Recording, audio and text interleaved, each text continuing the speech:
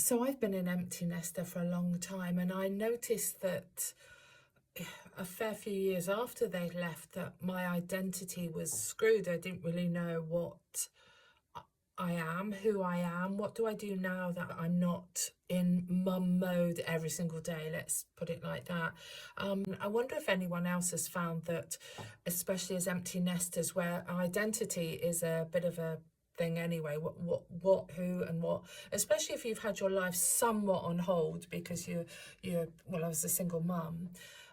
There's an element of having to always consider, of course, other dependents, if you like. So there's an identity thing there anyway when you become an empty nester. But then throw on top of it all a diagnosis of AuDHD for me, and identity's huge. But it's a bloody great question mark too, isn't it? Who, what? Because it's not even a case of who am I now.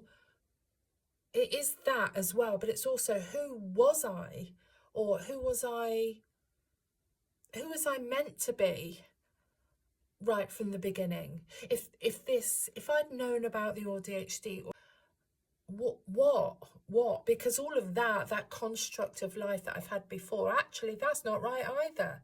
That's not been right. It's not been authentic.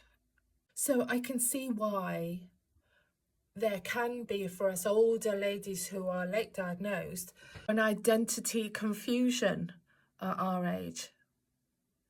And I hope to God that we're not spending the next 10, 20, 30, 40 years of our lives trying to work that out. I hope that we can spend that time learning about ourselves and embracing that about ourselves.